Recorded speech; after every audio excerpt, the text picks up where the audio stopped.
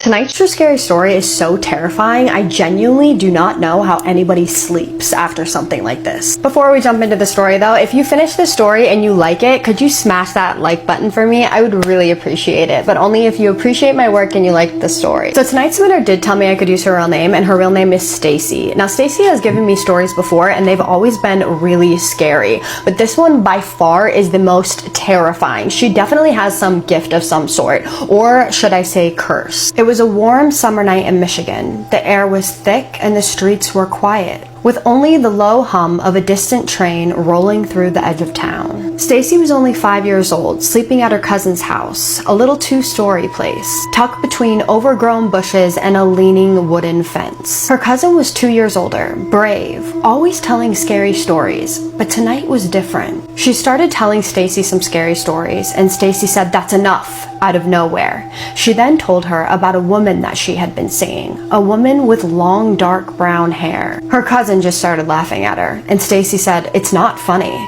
And then they said their prayers and they went to sleep up in the upstairs bedroom. The moonlight leaking through the blinds, stripping the floor in silver lines. The air conditioner suddenly clicked off, and the air felt silent, too silent.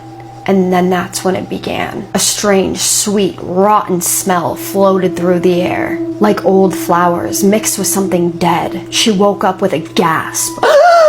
She sat up in bed. The nightlight was still on, glowing barely orange in the corner. And then she blinked, and that's when she saw it. That's when she always saw it, when she would blink. And that made it so much worse to her. Black smoke arose. It wasn't coming from the hallway or a candle. It was coming from underneath the closet door. A slow, thick, dark smoke that curled like fingers on the carpet. She froze, her cousin still asleep beside her, mumbling something. "I am here," her cousin said, and then rolled over. The smoke grew blacker, heavier, and then it stopped. And then the closet door opened and creaked with a groan. Nothing moved inside at first. Then something stepped out. It was a woman. It was the same woman. She had seen this woman before many times at her own home. She was tall and thin, with long, stringy black hair that dripped over her face like seaweed. Her skin was pale, so pale it looked like cold, dead wax. Blood streaked from her eyes and her lips, and her white nightgown clung to her body, soaked in bloody red patches. Her arms swung strangely at her sides, and then they twitched. Snap, crack, pop. Her elbows bent the wrong way, her neck twisted with a crack.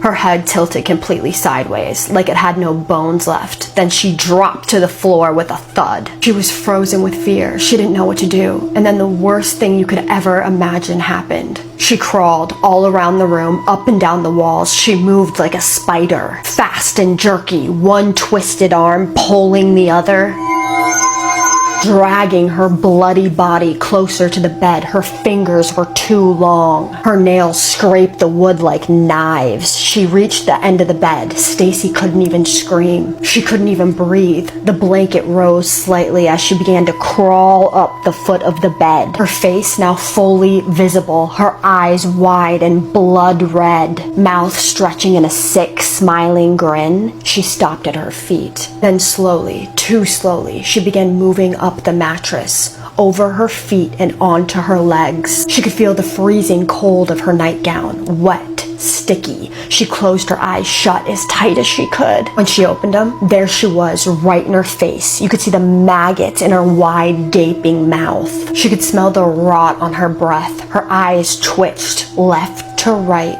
like she was deciding whether to eat her or not. She smiled again and then whispered, "You shouldn't be here. You should be home with me, where you belong." Stacy was crying silently. Suddenly, she snapped her head to the side. Something caught her attention. Stacy's cousin. The woman screamed, a shriek that sounded like the mixture of children crying or a siren breaking. She jumped from her chest, flew through the air, and landed on her cousin. Her cousin screamed, arms flailing as the woman grabbed her arms and pinned her to the bed. The woman's hair covered her cousin's face, and she screamed louder as she tried to claw her way away from her. "Get off her!"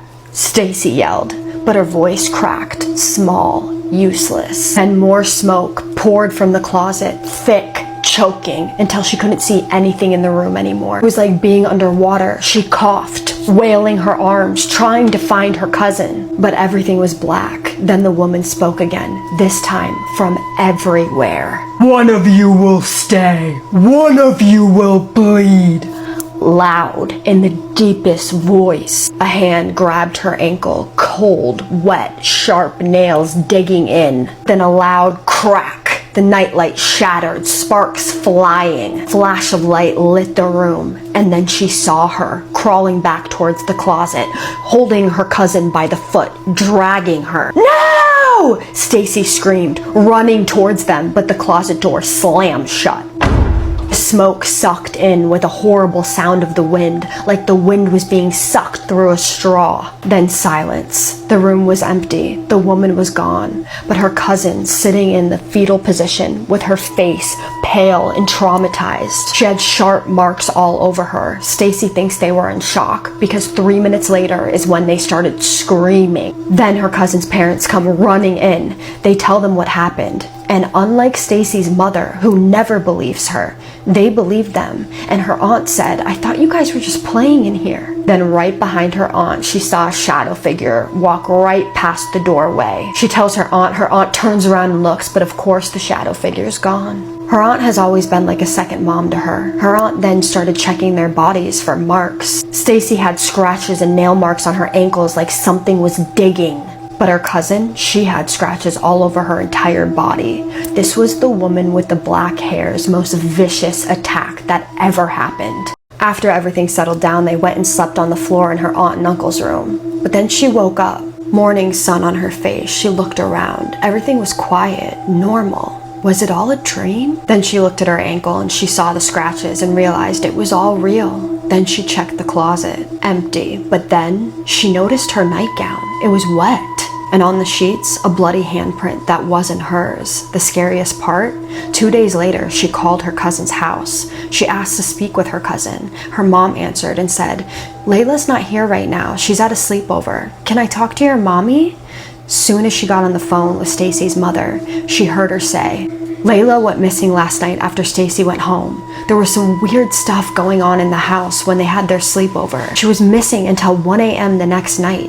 She came home covered in dirt, mud, filthy, leaves, like she had been in the woods. The whole family came over because they were all celebrating her return. But every time Stacy looked at her cousin, she just didn't look the same. Years went by, and Layla just wasn't okay ever. She developed severe mental health issues. She was in and out of psychiatric rehabilitation centers. She even started using substances. When she turned 23, she unfortunately passed away from an overdose. After that night she went missing, she was never the same. And this is the one story Stacy actually didn't want to share with anyone. But she said she feels comfortable with me and my viewers, and she thinks it's time to share her cousin's story. She wants to know if any of you know who this is. Who is this woman? Has anyone else ever seen her before or experienced anything like this? She said she wants raw, authentic answers. She doesn't care. She wants honesty. She just wants to know. She misses her cousin every day. She is now 30 years old. Sometimes she can smell that smoke and the atmosphere of that lady. Sometimes she hears noises, but she never sees her. Sometimes she'll hear knocks on the wall, always in threes. Unfortunately, it happens when she forgets to pray the night before. She's 30 and she still sleeps with a nightlight because of this. And everything that happened that night, it terrifies her. She's afraid of the dark. No, not the dark. What's in the dark? So what do you guys think of this story? I think that might be one of the craziest stories I have ever heard, honestly.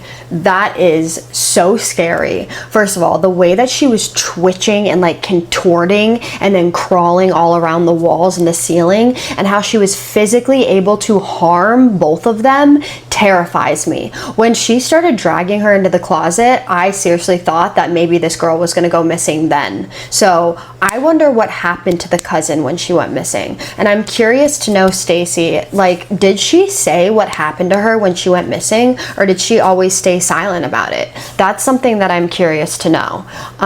I am so sorry that she passed away from an overdose. Sometimes when we experience things that are traumatic, it does cause us to use drugs just to mask our feelings when we can't deal with them. And so I feel for her. I feel so much for her. I truly believe that she is in a better place now, though, and I hope that you believe that too, and that gives you some inkling of peace.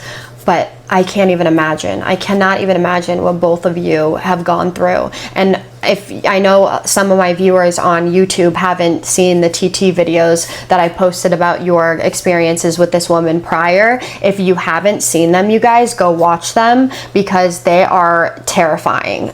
They're just insane. Like, this woman is demonic for sure. I know that in my core. This sounds so scary. But like she said, she wants to know what you guys think. What do you think this was? Have you ever seen anything like this before? Like, what do you think happened to our cousin in those woods? What is going on here? Please drop it in the comments. Your raw, authentic opinions. But I do ask that you please be respectful towards Stacy, as she has suffered a tremendous loss and has experienced serious amounts of trauma. And with that being said, I am now going to do my favorite part, which is the shout outs. My first shout out is going to KC the Wolf. You said that I was your favorite spooky storyteller. That means everything to me. Thank you so much for telling me that. Thank you so much for supporting me. Thank you so much for commenting and pushing out my videos. Just thank you for being you. I appreciate your support more than you could possibly understand, and I hope you know that, and I love you. Never change. My next shout out is going to TW4725. You said that you love my stories and that you watch them before bed. I absolutely love that. Thank you so much for supporting me. Thank you so much for commenting. Thank you so much for just being a part of my little community. It means the absolute world to me that you like my videos and that you watch them before bed, because I watch spooky stories before bed, and the fact that I am a person that other people watch before bed just warms my heart.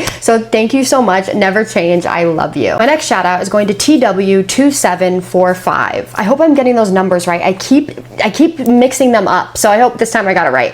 You are the best. You said that you watch my scary stories every night before bed and that you love them, and I love that. I watch scary stories every night before bed, so the fact that other people are watching me before bed is like a dream come true to me. So thank you so much. Thank you for being a part of this little community. Thank you for commenting and pushing my videos out. Thank you for supporting me. Your support means the whole entire world to me, and I hope you know that you are the best and I love you. I actually technically tell scary stories on here every other night because I did start doing shorts, and in those shorts I tell true scary stories that you guys submit to me. They're just shorter stories. So if you're into that, make sure you subscribe so you can get notified. But with that being said, I just need you to do 3 things for me. And one of those, I need you to keep sending me your scary stories and recommendations, because I also take recommendations. I'm all over the place tonight, jeez. And then the second one is stay safe. And the third one, say it with me, have a spooky night. Love you guys so much. See you in the next one. Spooky kisses and haunted hugs.